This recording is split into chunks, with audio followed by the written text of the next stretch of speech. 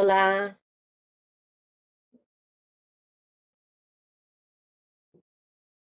tudo bem? Tá gravando?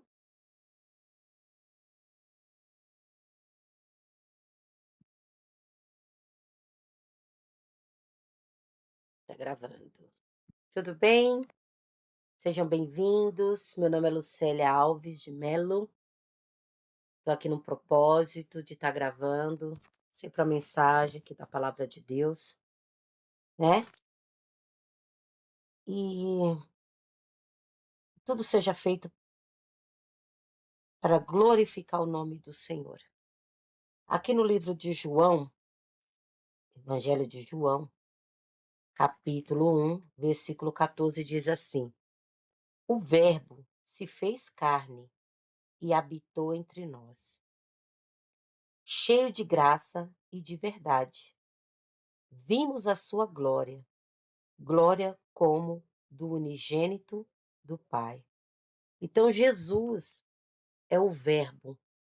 Se você ler João 1:1, diz: o princípio era o Verbo estava com Deus e o Verbo era Deus. Ele estava no princípio com Deus. Então, Jesus é o quê? Jesus é a palavra. Jesus é a palavra de Deus, Jesus é o Verbo de Deus. Jesus é a palavra viva. E Jesus estava desde o início, lá em Gênesis, capítulo 1, quando Deus falou. Quer ver Gênesis capítulo 1? Vamos lá. Gênesis capítulo 1 diz assim: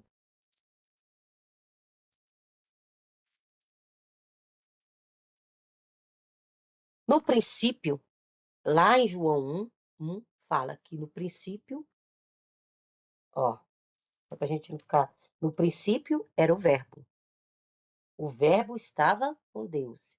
E o Verbo era Deus.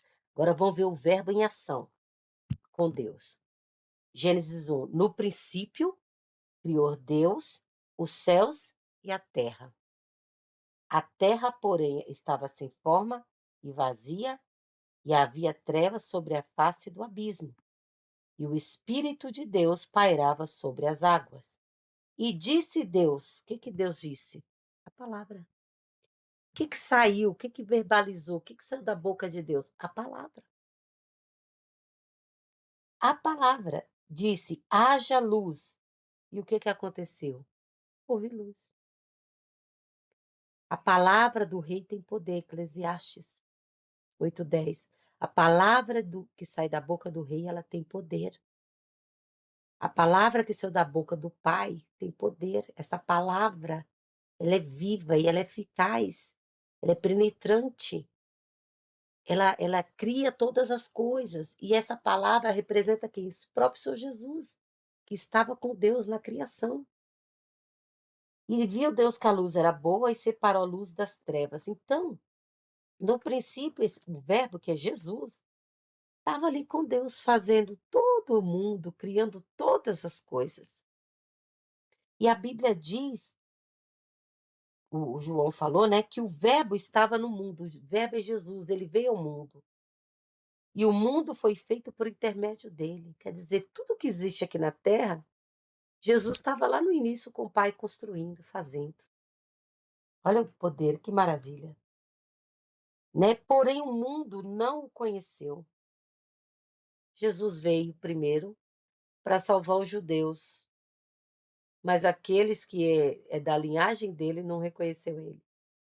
Mas todo aquele que reconhece Jesus como Senhor e Salvador da sua vida e diz sim para Jesus, o que que acontece com ele?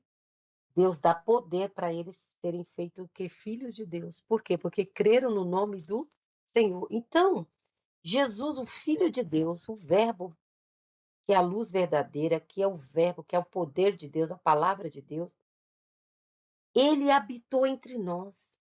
Ele saiu lá do trono, falou: Pai, eu vou lá, vou mostrar para todo mundo quem o Senhor é, para que os teus filhos sejam, crendo em mim, que o Senhor me enviou, reconcilie contigo. Pai, eu vou fazer isso. E Jesus veio. E Jesus veio, então o Verbo habitou entre nós, cheio de graça e de verdade. Jesus estava cheio de graça de Deus, de poder de Deus. Jesus estava cheio da verdade de Deus. E o que mais? E cheio da glória do Pai, porque ele veio com a missão de revelar o Pai, para que todos nós conhecemos a Deus, porque ninguém nunca viu Deus. E aí, o que que o mundo vê? Fica com medo de Deus. Mas Jesus veio mostrar a glória de Deus, o poder de Deus, o amor de Deus. Jesus veio, mas os seus, que era descendente dele, não aceitaram, não creram nele. E aí, o que que aconteceu? Aconteceu que o Deus levantou antes de Jesus se revelar como o Filho de Deus, tudo, Deus levantou João Batista. Falou: "João Batista, você tem um chamado para você, você vai morar no deserto, você vai comer mel, você vai vestir roupa de animal, você eu vou te levantar para você ser uma voz que vai anteceder a revelação do meu filho". E aí os fariseus foram lá para o deserto, porque as pessoas saíam das cidades para ouvir João Batista. João Batista batizava as pessoas. E aí os fariseus falavam: "Mas quem é você? Você é Elias? Você é o Cristo? Quem você é, João?" E ele disse: "Eu não sou ele, não sou Elias, eu não sou Cristo." "Mas quem você é, João?" Ele disse: "Eu sou apenas uma voz no meio do deserto. Eu sou apenas uma voz no meio do deserto." Deus levantou uma voz que antecedesse a revelação de Cristo para a humanidade. E o que que o João fazia? João batizava as pessoas para arrependerem dos seus pecados. Na verdade, o João batizava na água, mas Jesus veio para batizar com o Espírito Santo. Olha que coisa linda. Era necessário João batizar Jesus para que se cumprisse toda a Escritura. Aí Jesus, né, se revelou e João disse: "Eis o Cordeiro de Deus que tira o pecado do mundo." "Mas, Senhor, eu não sou digno de te batizar, o Senhor que deveria me batizar." Ele disse: "É necessário que me batiza." Por quê? Porque tem que se cumprir toda a Escritura. Jesus veio cumprir toda a palavra de Deus. Jesus veio cumprir toda a lei que Deus revelou para Moisés. Moisés recebeu a lei e passou para o povo. Jesus veio, cumpriu a lei e trouxe o que é a graça, a redenção, a remissão dos pecados, o perdão dos pecados, a reconciliação com o Pai. Aí você fala assim: "Ai, mas quem garante que Deus mandou Jesus?" João capítulo 3 versículo 16 diz assim, 3,16 diz assim, ó: "Porque Deus amou o mundo de tal maneira." Deus não só criou o mundo, mas Deus amou o mundo. Deus amou a criação dele, porque deu o seu filho unigênito. Deus é o pai do unigênito. E o seu filho unigênito é Jesus. E o pai do unigênito é Deus. Para que todo que nele crê não pereça, mas tenha o quê? A vida eterna. Então Deus mandou o seu filho unigênito para que todo aquele que nele crê em quem? Jesus. Na obra de Jesus. Não venha perecer, mas venha o quê? Ter a vida eterna. Então Deus amou a criação dele, Deus amou tudo que fez. Só que Satanás tirou o poder e a autoridade do homem lá no jardim do Éden. E daí para cá o homem só tem perecido, o homem só tem sofrido, o homem tem e Jesus o primeiro Adão entregou toda a autoridade para o diabo, mas Jesus é o segundo Adão, que veio reconciliar-nos novamente com Deus, veio nos dar poder como filhos de Deus para reinar na terra, veio perdoar nossos pecados a todo aquele que se arrepender, que todo aquele que crê na obra dele. Então assim, a obra já está feita. Jesus não só cumpriu toda a lei que Deus deu para Moisés, mas também veio E cumpriu a graça e nos deu a graça. A graça é o perdão, é o favor imerecido. Eu não mereço, mas Deus me deu. Então, o Verbo se fez carne e habitou entre nós. Jesus habitou entre nós. E hoje, Jesus não está fisicamente aqui. Jesus estava fisicamente lá com João, com Pedro, né? Hoje, Jesus está como fisicamente conosco? Com a palavra, o Verbo. Ele era Verbo, voltou, veio como homem e voltou a ser Verbo. Ele sempre é o Verbo. Se a palavra de Deus está dentro de você, ele está com você. Se você crê na palavra de Deus, ele está com você. Ele é a palavra. E essa palavra é viva e eficaz, é mais penetrante do que uma espada de dois gumes. É mais penetrante, entra no osso, na medula, discerne os pensamentos, as intenções do coração. Ele é esse verbo, ele é essa palavra. E vimos a sua glória como do unigênito do Pai. Ele é o unigênito do Pai. Ele é o Filho unigênito do Pai. E aí, e hoje, todos aqueles que crerem em Jesus, que crê no Verbo, que crê na palavra, também é chamado de filho de Deus? Também. Porque Jesus é o nosso irmão mais velho. E por causa de Jesus e de nós crermos nele, na palavra de Deus, na obra, nós somos herdeiro com Cristo. Tudo que Jesus é o grande herdeiro, a primazia, mas nós estamos herdando com ele também as mesmas bênçãos. Nós somos herdeiros, somos chamados de filhos e herdeiros. Somos o filho que? Filhos de adoção, fomos adotados, reconciliados, enxertados, mas somos filhos. Não existe ex-filho, filho é filho, e acabou. Você é filho, eu sou filha do Todo-Poderoso. Eu sou tão filha de Deus que a Bíblia diz que Deus nos fez a sua imagem e a sua semelhança. Nós somos a imagem e semelhança de Deus. Deus criou tudo. Quando Deus criou o mundo, a criação, criou os animais, tudo ele criou com propósito. Mas o homem, ele fez a sua imagem, a sua semelhança. Você não é semelhante ao macaco, você não é semelhante a nenhum animal. Você é semelhante a Deus, porque você é filho de Deus. E Deus fez todas as outras coisas para te servir.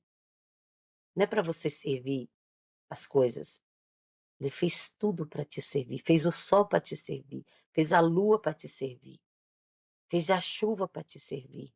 Fez a terra para te servir. As árvores, as plantações para te servir. Fez os peixes de todas as espécies para você comer. Ele fez tudo para te servir. Porque você é filho de Deus, filha de Deus. E nós estamos fazendo parte do reino de Deus. Nós vamos reinar com Cristo. Aí, né? Continua aqui no capítulo 1 do Evangelho de João. Então, João deu testemunho de Jesus, né? Aí os fariseus queriam saber quem é ele. Ele falou: não, não passo de uma voz. Eu sou apenas uma voz. Sou apenas uma voz que Deus escolheu, né? João foi escolhido para ser a voz de Deus aqui na terra. Você também, eu também. O que você fala tem peso, porque você é uma autoridade, você é filho do Todo-Poderoso. Você não é filho de qualquer pessoa, você é filho do Todo-Poderoso. Então o que você disser tem peso, tem poder. E, e aí o João batizou a Jesus, né? E quando ele batizou a Jesus para cumprir toda a Escritura, que era necessário cumprir toda a palavra de Deus, o Espírito Santo desceu sobre Jesus com formato de pomba. Mas o Espírito Santo é pomba? Não, não é que ele é pomba, mas veio no formato de pomba. Por quê? A pomba é simples, a pomba é mansa, a pomba ela come semente, semente produz. A pomba ela tem as características dela. Tanto que Jesus ensina depois lá na frente que nós temos que ser simples como a pomba e prudente como a serpente. Então ele ensina a gente como andar nesse mundo, andar com a simplicidade de uma pomba, não chamar muita atenção, não ameaçar nenhum, não mostrar nenhuma ameaça, mas também Jesus ensinou a gente a ser prudente nesse mundo. Por quê? Porque andar com prudência, com a ser mais astuto, astuto não de para fazer maldade, mas assim de estar em alerta. Por que que ele fala isso? Porque ele diz que nós seríamos ovelha no meio de lobos. O lobo tem misericórdia? Não. O lobo anda em bandos. O lobo é carnívoro. O lobo ele ataca. Se o lobo encontrar uma ovelha, ele estraçalha uma ovelha. Por quê? Porque ele não tem misericórdia. E a ovelha já é mansa. A ovelha não tem, ela não sabe nem se defender. Por isso que ele diz que nós, como ovelhas, vamos andar no meio de lobos. Mas para a gente andar no meio dos lobos, a gente tem que ser simples e temos que agir com prudência. Para quê? Para não ser devorado, né? E, e aí, Je- João, né? Tinha discípulos. O João, ele era a voz de Deus do deserto. Tinha discípulos com ele. João formou discípulos. Um dos discípulos era André. E quando Jesus foi batizado, ele disse para esses discípulos: Eis aí passa o Cordeiro de Deus. Você sabe o que aconteceu? Os discípulos seguiram a Jesus. Deixou João e foi seguir a Jesus. Olha que coisa linda. E João não ficou com ciúmes. Ah, ele me deixou para seguir Jesus? Não. Todos têm que seguir a Jesus. Você pode ser um líder de uma comunidade, um líder de uma igreja, um líder de uma instituição, pode ser muitíssimo usado por Deus, como João Batista foi usado por Deus, mas isso não significa que as pessoas têm que seguir você. As pessoas têm que seguir a Cristo, porque Ele é a primazia de todas as coisas. Ele é o caminho da salvação, Ele que perdoa pecados, Ele que te faz, a sua fé nele faz você reconciliar com Deus e se tornar filho de Deus. É Ele que vai fazer você ser um cidadão celestial. Tudo está nele, tudo foi feito por ele. Para ele foi feito todas as coisas. Então o André saiu, mas um outro discípulo seguiu a Jesus.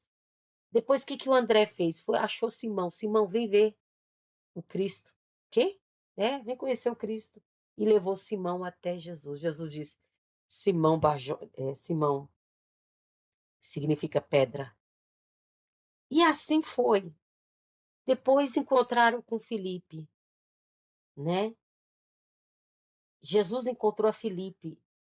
E quando Jesus encontrou Filipe, falou, Filipe, segue-me. E Filipe, e aí já era Filipe, já era André, já era Pedro. Aí Filipe encontrou quem? Natanael. Natanael, vem ver quem é o Cristo. Natanael, da onde vem esse Cristo? Galiléia. Pode vir alguma coisa boa da Galiléia? Por que que o Filipe fez questão de falar com Natanael? Porque Natanael, ele era observador da lei. Ele observou do que Moisés falou, que ia vir um grande profeta, que ia libertar todo mundo da opressão, que é Deus, que é Jesus. O próprio Moisés falou que viria o profeta de Deus, que é referindo a Jesus, porque Jesus também é profeta. E aí, o que que aconteceu? Natanael falou, mas pode vir alguma coisa boa de Nazaré? Aí o Filipe falou, vem ver. E quando Jesus viu Natanael, Jesus falou, eis aí um israelita que não há falsidade. Um israelita que gosta das coisas certas. Um israelita que investiga. Um israelita que procura a verdade. Um israelita que ama a verdade. E Natanael falou, mas espera aí, de onde você me conhece? Ele falou, eu te vi debaixo da figueira. Eu te vi debaixo da figueira.